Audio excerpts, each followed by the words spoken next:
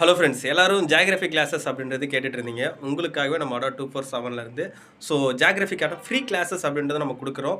அந்த free கிளாஸுக்கான patches என்ன கேட்டீங்கன்னா, மௌலி அப்படின்ற பேர்ல நம்ம ஸ்டார்ட் பண்ணியிருக்கோம். ஏன் மௌலின்னு கேட்டீங்கன்னா, மௌலினா அட்மாஸ்பியர் அப்படின்றது ஒரு மீனிங். ஸோ அதனால மௌலி அப்படின்னு சொல்லக்கூடிய இந்த பேட்ச் நம்ம ஸ்டார்ட் பண்ணியிருக்கோம்.